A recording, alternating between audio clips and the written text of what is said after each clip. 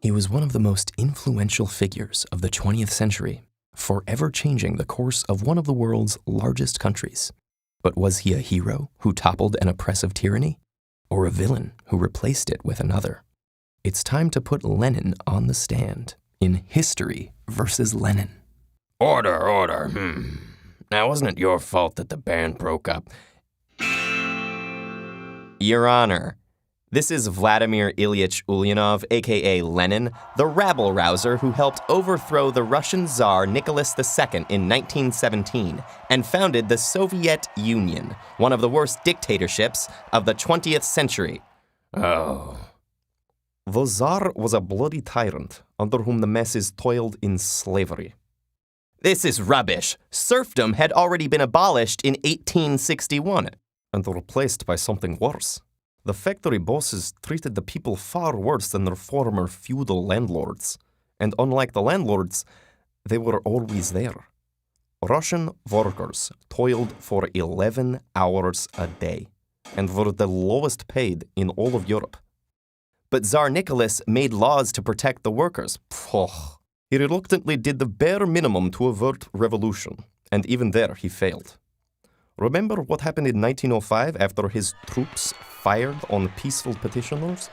Yes, and the Tsar ended the rebellion by introducing a constitution and an elected parliament, the Duma, while retaining absolute power and dissolving them whenever he wanted. Perhaps there would have been more reforms in due time if radicals, like Lenin, weren't always stirring up trouble.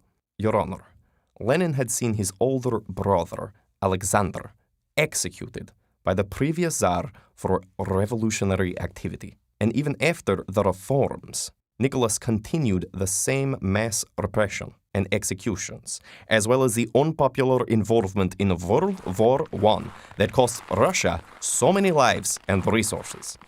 This Tsar doesn't sound like such a capital fellow. Your Honor, maybe Nicholas II did doom himself with bad decisions, but Lenin deserves no credit for this. When the February 1917 uprisings finally forced the Tsar to abdicate, Lenin was still exiled in Switzerland. So who came to power? The Duma formed a provisional government led by Alexander Kerensky, an incompetent bourgeois failure. He even launched another failed offensive in the war, where Russia had already lost so much, instead of ending it like the people wanted. It was a constitutional social democratic government, the most progressive of its time. And it could have succeeded eventually if Lenin hadn't returned in April, sent by the Germans to undermine the Russian war effort and instigate riots. Such slander! The July days were a spontaneous and justified reaction against the government's failures. And Kerensky showed his true colors when he blamed Lenin and arrested and outlawed his Bolshevik party, forcing him to flee into exile again. Some democracy. It's a good thing the government collapsed under their own incompetence and greed when they tried to stage a military coup, then had to ask the Bolsheviks for help when it backfired. After that, all Lenin had to do was return in October and take charge. The government was peacefully overthrown overnight.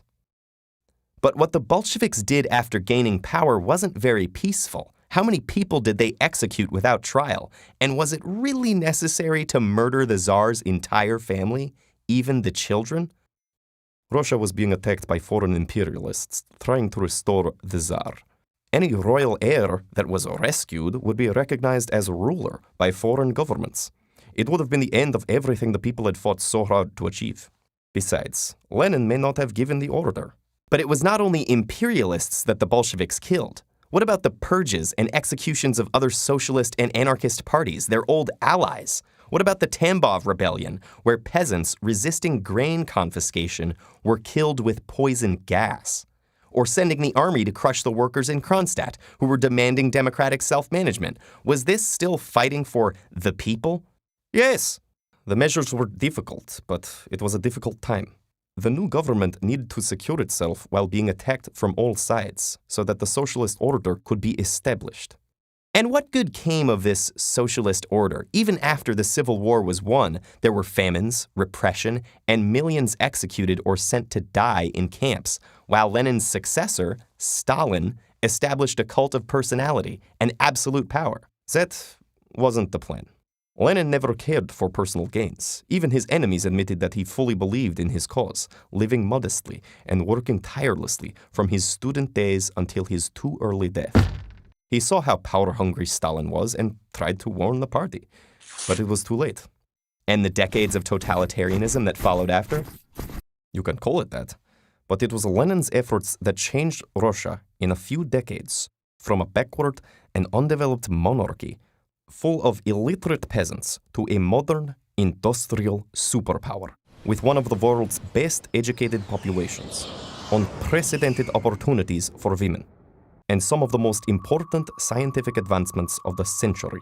Life may not have been luxurious, but nearly everyone had a roof over their head and food on their plate, which few countries have achieved. But these advances could still have happened even without Lenin and the repressive regime he established. Yes, and I could have been a famous rock and roll singer, but how would I have sounded? We can never be sure how things could have unfolded if different people were in power or different decisions were made. But to avoid the mistakes of the past, we must always be willing to put historical figures on trial.